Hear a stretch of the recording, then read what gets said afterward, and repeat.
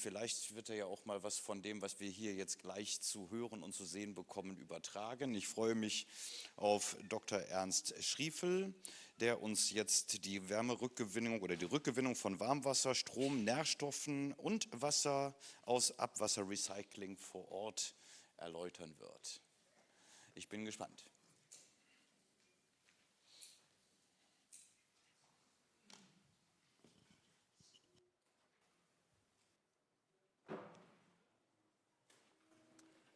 Ja, schönen Nachmittag von meiner Seite. Wurde ja schon sehr nett vorgestellt, das Thema. Zunächst zur Motivation. Ich denke, es liegt im Prinzip auf der Hand, also der Energiebedarf für Warmwasserbereitung gewinnt zunehmend an Bedeutung in Relation zum Energiebedarf für Heizen. Die Gebäude werden in thermischer Hinsicht besser. Insbesondere bei Passivhäusern kann es durchaus sein, dass der Energiebedarf für Warmwasser bereits um einiges höher ist als der für Heizen.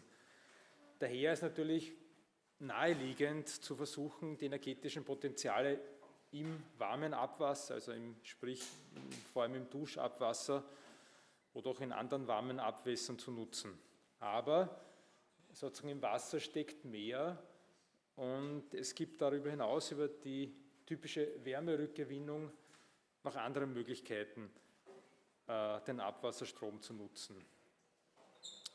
Und ich werde im Folgenden kurz vier verschiedene Systemansätze vorstellen. Ansatz A, dezentrale Duschwasser-Wärmerückgewinnung. Es gibt hier vom Passivhausinstitut zertifizierte Komponenten, um das zu erreichen. Ansatz B ist das, was der Moderator erwähnt hat und was der Helmut Schöberl schon am frühen Nachmittag gebracht hat. Diese umfassende Grauwassernutzung, die jetzt auch pilothaft in einem Projekt in Wien umgesetzt wurde. Ansatz C ist auch ein zentraler Ansatz, aber hier wird quasi der gesamte Abwasserstrom energetisch verwertet, in einer sogenannten FECA-Anlage. Hier wurde auch ein Pilotprojekt umgesetzt in Wien. Da werde ich dann am Schluss noch etwas ausführlicher zeigen. Und Ansatz D ist dann ein Versuch, quasi diesen ganzen Abwasserstrom noch umfassender zu nutzen in stofflicher und energetischer Hinsicht, der sich von den Ansatz A, B, C auch etwas noch abhebt. Gut, zunächst zur dezentralen Duschwasserwärmerückgewinnung. Das ist möglicherweise bekannt oder ist vielleicht eher das bekanntere System im Vergleich zu denen, die dann noch kommen werden. Hier ist eine Möglichkeit gezeigt, quasi ein Rohr, ein Pipe-System, hier von einem, ich glaube, kanadischen Hersteller, wo praktisch das warme Abwasser strömt durch das Rohr durch und das kalte, zufließende Frischwasser sozusagen strömt in Schlangen an diesem Rohr vorbei und wird dadurch erwärmt. Und im Optimalfall sozusagen erwärmt das dadurch quasi den Kaltwasserzufluss direkt an der Dusche und auch quasi den Warmwasserspeicher, wie man es hier unten sieht in dieser Systemdarstellung. Es gibt ja noch andere Hersteller, noch andere Systeme, die auch auf der Datenbank des Passivhausinstituts zu sehen sind. Hier ist beispielsweise noch links ein Produkt eines niederländischen Herstellers und rechts ein Produkt eines britischen Herstellers. Jetzt zu dem System der Grauwassernutzung. Dieses System wurde von einer österreichischen Firma entwickelt, der Firma Strebel, und auch bereits in Forschungsprojekten untersucht und auch umgesetzt. Ich muss mich hier quasi entschuldigen, dass ich hier vergessen habe, das Logo des Fördergebers einzublenden. Ich sage es hiermit, also quasi es sind hier einige Forschungsprojekte, die auch laufen bei den Folien, die ich in Zukunft, die ich jetzt auch zeigen werde, das sind einige sozusagen auch FFG geförderte Projekte hier dabei, sage ich jetzt der Vollständigkeit halber. Auch hier liefen 2 Forschungsprojekte. Eines war eher grundlagenorientiert und eines dann eher umsetzungsorientiert. Wie funktioniert dieses System? Es wird hier Grauwasser gesammelt, also hier steht Waschmaschine, wobei Waschmaschine ist vielleicht ein bisschen kritischer. In der Umsetzung wird hier quasi aus der Dusche oder aus den Duschen und aus dem Warmwasserbecken wird das Wasser gesammelt. Das wird dann in einem zentral gelegenen Raum, im Keller in der Regel, aufbereitet. Da gibt es je nachdem 2 bis 3 Aufbereitungsstufen, quasi eine bakterielle, eine mikrobiologische Aufbereitung und eine mechanische über Mikrofiltration. Dadurch hat man ein sehr hoch gereinigtes Grauwasser, das dann durch die Wärmetauscher geht oder durch mal einen Wärmetauscher geht und dieser Wärmetauscher wird dadurch auch sehr wenig verschmutzt, weil quasi diese Vorreinigung bereits so hoch effektiv war. Und nach diesem Wärmetauscher wird das quasi einerseits wird kaltes Wasser direkt erwärmt, fließt dann das Erwärmte in einen Warmwasserspeicher und das bereits etwas abgekühlte Warmwasser wird dann noch über eine Wärmepumpe angehoben und kann dadurch mit Hilfe einer Wärmepumpe dann die gesamte Energie für die Warmwasserbereitung zur Verfügung stellen. Das dann abgekühlte, quasi filtrierte Wasser, das dann etwa, also nach der Wärmepumpe eine Temperatur von 6 Grad hat, wird dann auch weiter oder kann auch weiter benutzt werden zur Kühlung. Also in diesem Fall wird beispielsweise in diesem umgesetzten Fall in Wien wird ein Erdgeschoss lokal gekühlt. Das sehen wir hier in der nächsten Diagramm, sehen wir quasi das Gebäude, wo das umgesetzt wurde. Im Prinzip habe ich schon einiges gesagt. Also braun hier gezeichnet ist dieser Grauwasserstrom. Hier ist die zentrale Anlage mit den Wärmetauschern und das dann quasi gereinigte und abgekühlte Grauwasser oder filtrierte Grauwasser oder der Hersteller oder der Erfinder bezeichnet es als Grünwasser, weil er sagt, Grauwasser klingt ihm zu negativ, also quasi das filtrierte Wasser, das quasi eigentlich schon sehr sauber ist und irgendwie quasi ökologischen Ansprüchen genügt, bezeichnet er als Grünwasser. Das quasi dieses Wasser am Ende kann dann noch benutzt werden, in diesem Fall zur Spülung der Toiletten und auch zur Bewässerung der Begrünung. Es sind in diesem Gebäude, es gibt begrünte Balkone und es gibt einen begrünten Innenhof und auch begrünte Dachflächen.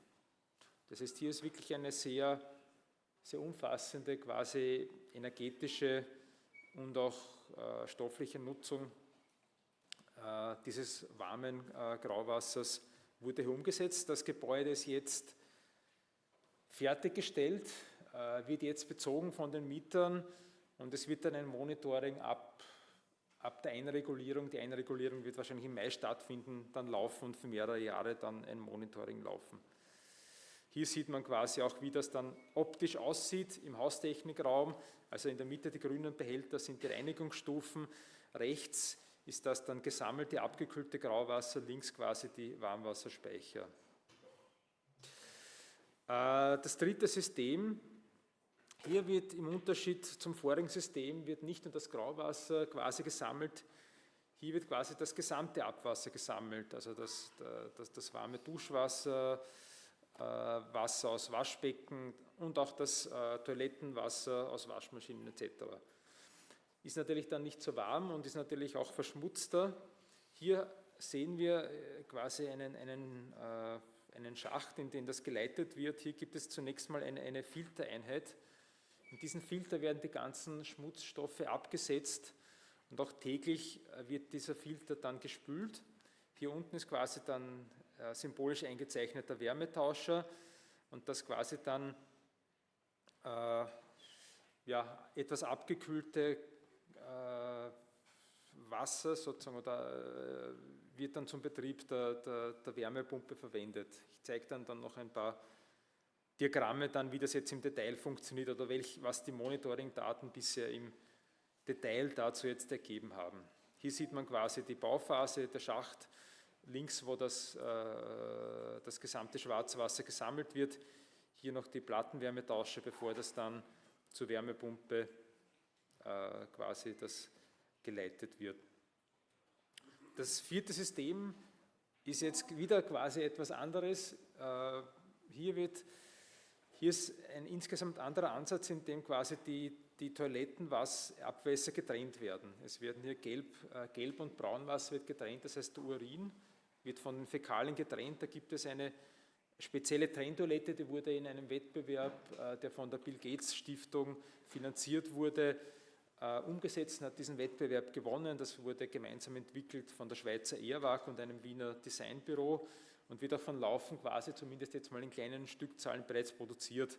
Das funktioniert quasi auf diesen, wie soll man sagen, Teetasseneffekt. Also wenn man quasi eine Teetasse langsam ausleert, merkt man, der Tee fließt dann nicht direkt gleich in die Teetasse, sondern fließt da quasi am Hahn noch entlang.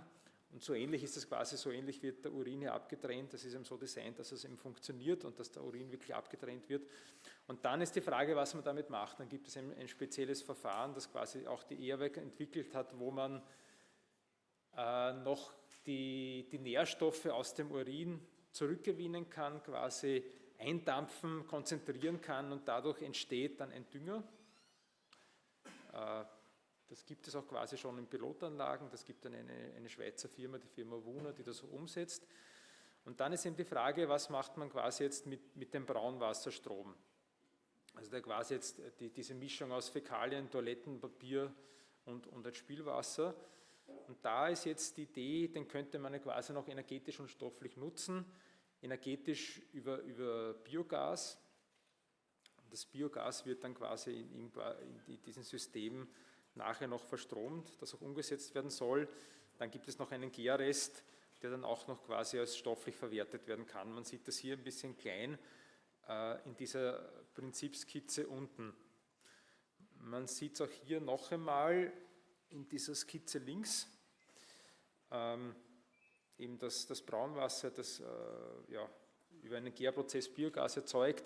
Hier ist es, muss man dazu sagen, der Urinaufbereitungsprozess, zumindest der Wuna-Prozess, ist bereits, der funktioniert, den kann man auch quasi kaufen, ist nicht ganz billig, aber ist quasi käuflich erwerblich und kann auch umgesetzt werden.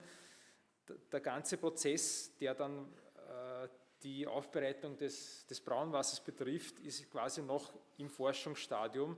Wir sehen hier rechts eine Laboranlage der Universität für Bodenkultur Wien, quasi in ihrer Versuchsanlage in Tulln.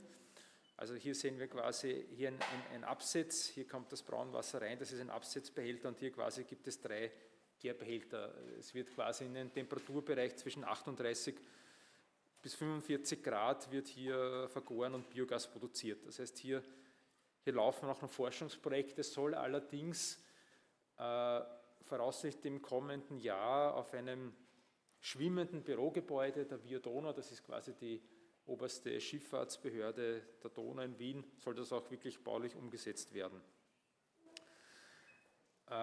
Und jetzt komme ich quasi abschließend, möchte ich ein Beispiel etwas genauer noch erläutern. Fallstudie Kette Dorschgasse. Das heißt, in der Kette Dorschgasse wurde dieses System C umgesetzt. Es wurde einiges anderes auch umgesetzt, aber dieses System C wurde quasi für die Wasseraufbereitung und Wärmerückgewinnung umgesetzt. Das ist ein relativ großer sozialer Wohnbau in Wien, also wo auch versucht wurde, auch erschwinglichen Wohnraum anzubieten, 300 Wohneinheiten. Es ist kein Passivhausstandard, aber ein niedrigster Energiestandard, HWB, berechnet nach dem österreichischen Energieausweis bei 13,8. Und es ist jetzt seit einem Jahr circa läuft das Monitoring und es gibt auch jetzt schon Erfahrungen aus dem Monitoring. Wir sehen hier Der Wärmeverbrauch für die Raumheizung mit 24,3 Kilowattstunden pro Quadratmeter BGF und der Wärmeverbrauch für das Warmwasser mit ungefähr 22 Kilowattstunden ist ungefähr gleich. Also man sieht eben hier quasi die Bedeutung dieser beiden Wärmeverbraucher. Im Passivhaus wäre das dann noch deutlicher quasi zugunsten des Warmwassers in der Relation. Hier wird auch, das werde ich dann noch kurz für das Haustechniksystem kurz erläutern werden, wir haben vorher vom Vorreferenten gehört, das Thema Bauteilaktivierung. Hier wurde auch eine Bauteilaktivierung umgesetzt, allerdings im Neubau hat man eben die Möglichkeit, die Decken zu aktivieren, was etwas einfacher ist, als in der Sanierung die Wände nachträglich zu aktivieren. Also hier wurden die Decken aktiviert. Dadurch kann man auch die Wohnungen kühlen. Und das wird auch sehr von den Bewohnern und Bewohnerinnen sehr positiv empfunden. Dadurch entsteht quasi auch ein berechneter Kälteverbrauch. Hier das Haustechniksystem schematisch. Wir haben einerseits, also die eine Wärmequelle ist die Erde, ist das Erdreich, sind Tiefensonden. Es gibt hier 64 Tiefensonden, die ungefähr bis zu einer Tiefe von 150 Metern quasi gebohrt wurden und hier dem Erdreich Wärme entziehen.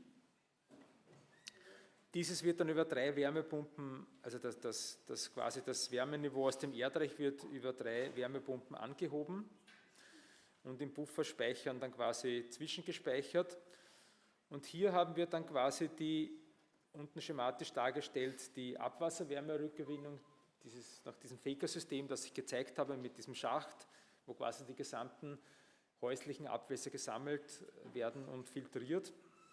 Das warme sozusagen und wärmegetauschte Wasser sozusagen ist dann das quasi Input also die Wärmequelle für die Wärmepumpe. Also die 4. Wärmepumpe ist dann nur für das Warmwasser. Hier quasi auch noch der Warmwasserspeicher dargestellt. Hier ist die Wärmeverteilung, eben die Bauteilaktivierung und die Warmwasserverteilung. Hier quasi noch ein Ausschnitt aus dem Energieflussbild, das ist etwas größer, wo man eben sieht, den Warmwasserteil. Hier kommt noch auch von außen quasi etwas Energie dazu, was allerdings quasi noch daran lag, dass das System am Anfang noch nicht richtig einreguliert war. Das werden wir dann auch quasi noch am Temperaturverlauf auch noch sehen. Hier noch quasi das Haustechnikschema, etwas mehr im Detail, links unten quasi dieser Abwasserschacht und die Wärmerückgewinnung. Also hier die Warmwasser-Wärmepumpe, hier die Warmwasserspeicher. Hier gibt es noch als Besonderheit, wurde im Haustechnikraum, wird auch noch die Luft, quasi die erwärmte Luft im Haustechnikraum, wird über eine Luftwärmepumpe genutzt, um den Energiebedarf für die Zirkulation abzudecken. Das ist hier eine Besonderheit, die hier auch noch umgesetzt wurde. Hier vielleicht ganz spannend, das sind jetzt bereits gemessene Daten, der Warmwasserbedarf über einen Tag. Also man wird vermuten, okay, in der Früh wird geduscht, dann ist lange Zeit nichts und vielleicht am Abend wieder. Hier sieht man einerseits, ist das relativ bis wirklich auf die Nachtstunden relativ gleichmäßig und es gibt eine Abendspitze. Also scheinbar haben sich die Gewohnheiten der Menschen in die Richtung verändert, dass am Abend mehr geduscht, mehr gewaschen wird. Und ja, das ist eben so, zumindest hier so gemessen. Das zweite Ergebnis aus dem Monitoring ist quasi über ein Jahr, wo man sieht, die Eintrittstemperatur des Wassers an der Warmwasserwärmepumpe.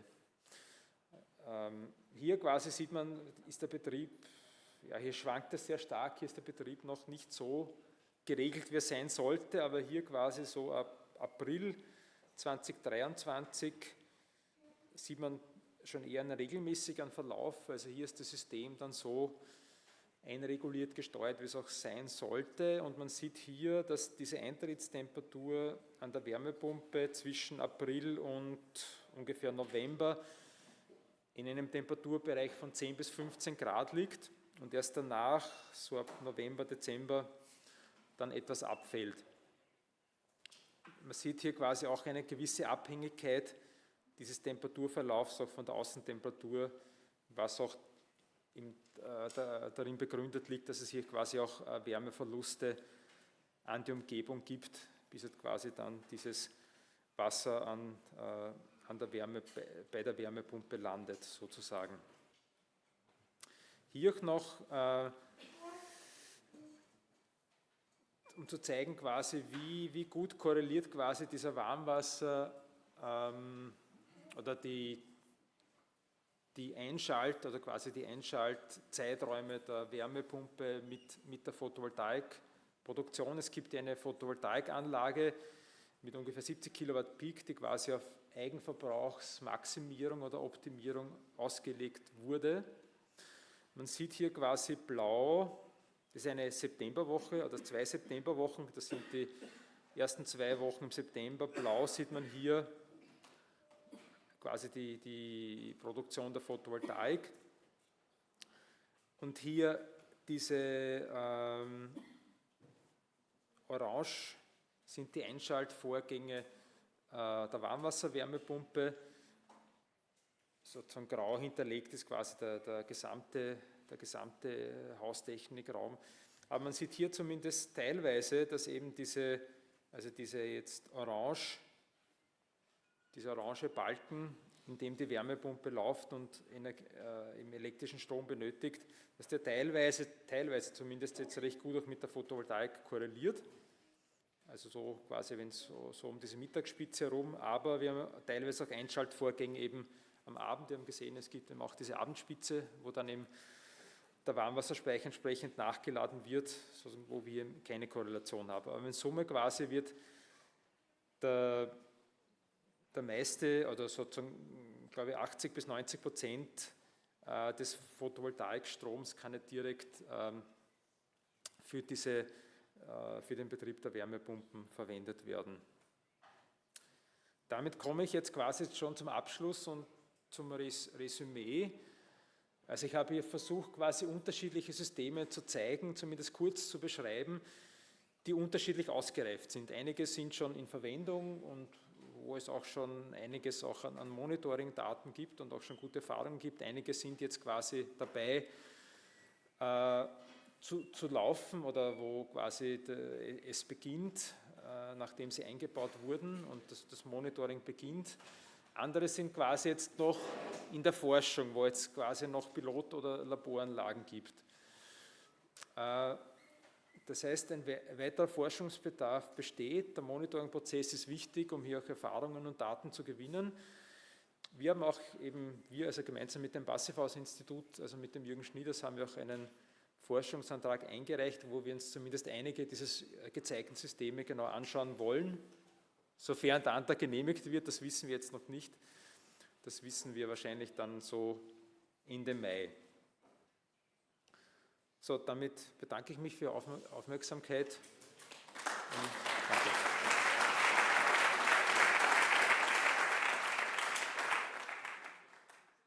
Ja, spannend. Wir haben noch ein Minütchen, glaube ich, bevor wir den nächsten Vortrag starten sollten. Deshalb wollte ich mir jetzt gerade eine kurze Frage gönnen. Wir haben ja viele komplexe Systeme, die da verbaut werden. Gibt es da aus den umgesetzten Pilotprojekten schon Erfahrungswerte zu Wartungsanfälligkeit oder Stabilität des Prozesses oder muss man da häufiger eingreifen? Wie ist das vor Ort? Wir wissen jetzt quasi aus der Kette Dorschgasse, wo eben dieses Monitoring jetzt seit ungefähr einem Jahr läuft, wissen wir zumindest, dass es gibt hier quasi einen Anlagenbetreiber, es gibt quasi ein Contracting, es gibt einen Anlagenbetreiber, der quasi mit Fernwartung hier ständig das überwacht. Und wir wissen ja, dass es schon immer wieder Eingriffe notwendig sind. Also wir haben es jetzt so, da sind wir auch dabei, es gibt so jedes Vierteljahr gibt es ein Treffen, wo quasi die Monitoring-Daten präsentiert wird. Da sind quasi jetzt Leute aus dem Planungsteam auch dabei und vom Bauherrn, wo das relativ ausführlich diskutiert wird und da ist auch quasi diese Firma dabei, die für die Wartung und für die Regelung zuständig ist und da gibt es immer wieder Themen, wo man sagt, okay, probieren wir es so aus, anstatt es so zu machen. Also es ist durchaus so, dass jetzt quasi in dieser ersten Betriebsphase da auch noch immer wieder Eingriffe notwendig sind, jetzt zumindest was den Betrieb betrifft. Was wirklich die Komponenten betrifft, gibt es jetzt zumindest, laufen die Anlagen jetzt noch so kurz, dass es da jetzt noch, also sie muss schon, also das weiß der Hersteller, der FECA-Ref gut, das muss gereinigt werden, ich glaube so alle 2 bis 3 Jahre. Da gibt es Erfahrungswerte, also was die Reinigung betrifft. Gut, na, auch das sollte natürlich weiter beobachtet werden, aber da sind Sie ja dran, weil wenn wir das in die Breite bekommen wollen, dann muss es auch stabil funktionieren. Ne? Ja. Vielen Dank, Dr. Ernst Schriefel. So, kommen wir